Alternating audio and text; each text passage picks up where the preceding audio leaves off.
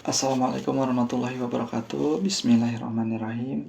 Pada kesempatan yang berbahagia ini kita masih diberikan kesehatan, keselamatan, sehat lahir serta batin, dan alhamdulillahirrahmanirrahim saya masih bisa membuat video, dan mungkin ini adalah video pertama saya di channel Muhammad Faiz Sumarwan, dan video ini adalah video yang berhubungan tentang desain, baik ilmunya, trik, serta sharing pengalaman.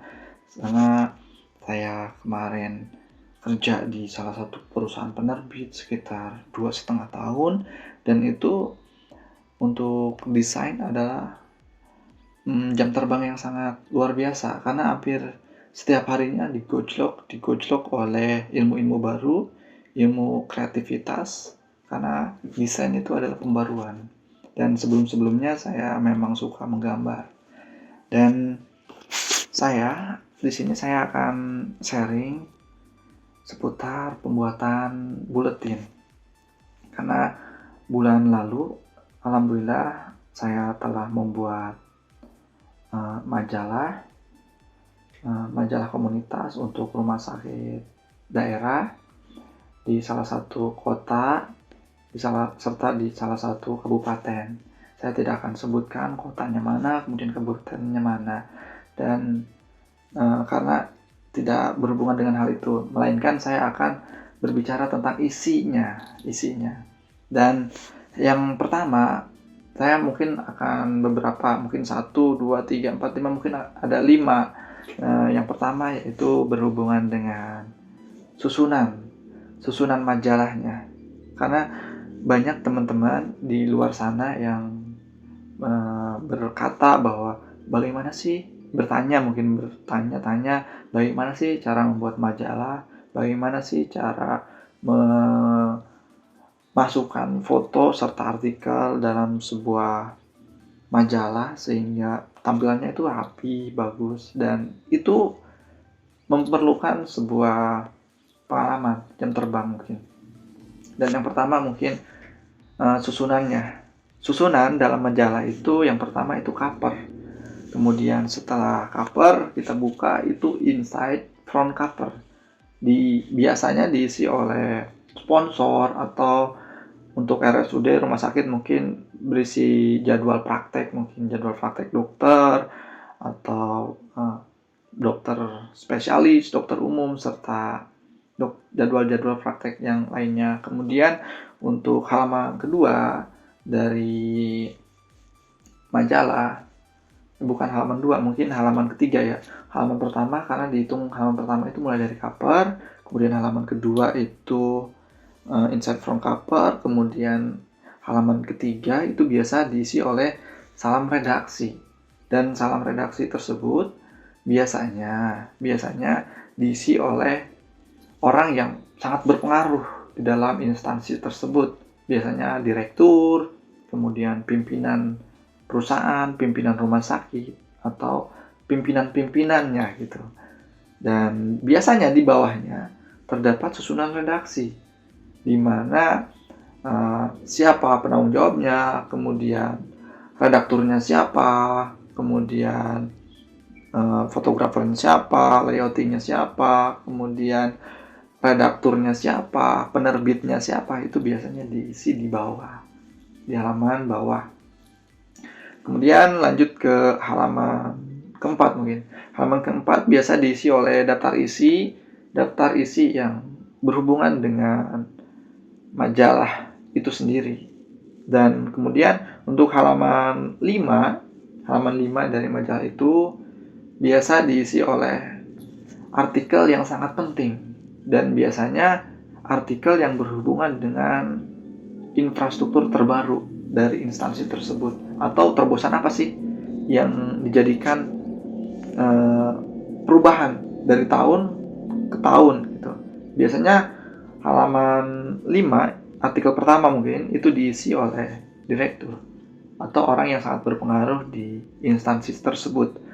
Kemudian dilanjutkan oleh artikel wakil direktur. Dan kebetulan saya kemarin pembuatan majalahnya itu rumah sakit umum daerah, Jadi untuk jabatan di bawahnya direktur itu ada 2 wadir, wakil direktur. Wadir yang pertama yaitu wakil administrasi pelayanan, kemudian yang kedua yaitu uh, wakil direktur pelayanan. Jadi ada 2. Dan biasanya itu posisinya setelah direktur. Kemudian setelah artikel wakil direktur pelayanan serta administrasi itu diisi oleh dokter-dokter spesialis di rumah sakit tersebut yang memiliki bobot dari atau yang bisa nulis, atau salah satu dokter spesialis yang memiliki alat baru atau instalasi yang memiliki alat baru. Itu biasa diisi oleh artikel-artikel tersebut. Kemudian ada tips sehat serta artikel-artikel yang saat ini booming yang mau dipromosikan oleh rumah sakit atau komunitas itu sendiri. Dan yang kedua, pertama kan susunan. Yang kedua itu rubrik. Jadi untuk pembuatan majalah itu sendiri biasanya ditentukan oleh rubrik. Rubriknya itu apa? Mungkin ada tiap rumah sakit ataupun tiap perusahaan atau tiap komunitas itu berbeda. Ada mungkin di rumah sakit itu biasanya ada utama, kemudian ada tips sehat, kemudian ada kolom, kemudian ada galeri, kemudian ada pokoknya ada hal-hal yang berbau dengan kesehatan, mungkin sehat gitu kan. Kemudian ada di mungkin penerbit-penerbit lain atau pembuatan majalah lain itu berbeda untuk redaksinya sendiri. Misalkan redaksinya itu rubriknya itu sendiri, misalkan menteri apa, berhubungan dengan perhubungan. Kemudian rubrik apa, transportasi, misalkan angkutan umum. Nah, di situ diceritakan artikel-artikel yang berhubungan dengan angkutan umum. Apa aja sih? Ada trans atau angkutan umum apa gitu kan, ada Gojek ataupun apa gitu. Itu biasa diisi oleh artikel-artikel yang berhubungan dengan rubrik itu sendiri, dan susunannya itu disusun berdasarkan keinginan klien. Kita tidak serta-merta. Dan ada juga yang diberikan kewenangan kepada seorang desain saya untuk membuat rubrik itu sendiri. Jadi bebas-bebas kita membuat rubriknya seperti apa, dan nanti klien tinggal menilai apa yang mau direvisi, apa yang mau diubah, terserah klien. Yang penting kita udah bikin gitu. Kemudian yang ketiga itu berhubungan dengan sponsor. Di majalah tidak luput daripada dana yang digunakan untuk dana cetak atau penerbit atau terbitnya majalah itu kapan sih, dengan berapa eksemplar sih, kemudian tujuan dari penerbitan ini mau disalurkan kemana sih, dan itu memerlukan budgeting, dana yang dikeluarkan untuk penerbitan artikel ini, untuk penerbitan majalah ini apa, dari mana gitu. Biasanya tidak luput dari sponsornya itu baik rekanan, kemudian sponsor yang memang mau memberikan dananya karena dia tertarik, perusahaan itu tertarik dengan majalah yang dibuat ini, mungkin merasa bahwa ini adalah ajang promosi untuk perkembangan daripada marketnya gitu. Kemudian yang keempat itu adalah penggabungan daripada artikel dan narasi.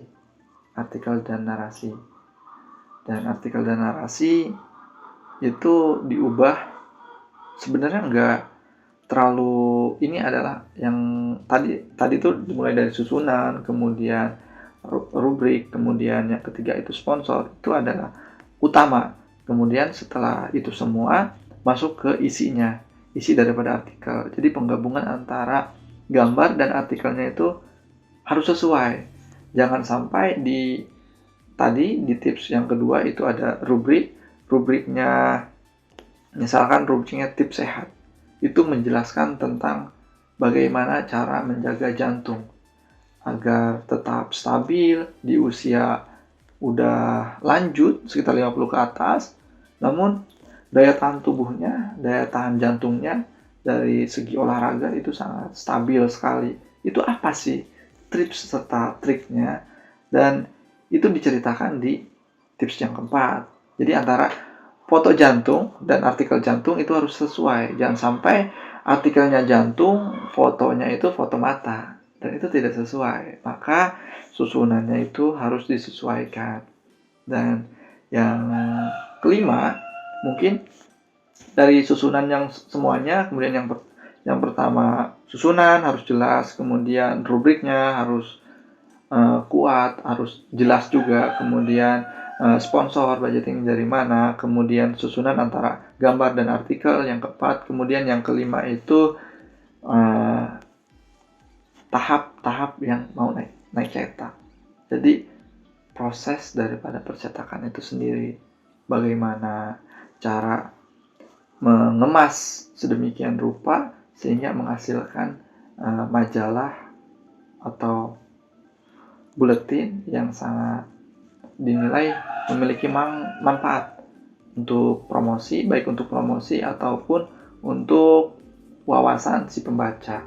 Dan selama kemarin saya membuat banyak sekali majalah untuk perusahaan-perusahaan swasta ataupun untuk rumah sakit negeri atau rumah sakit pemerintah, rumah sakit swasta.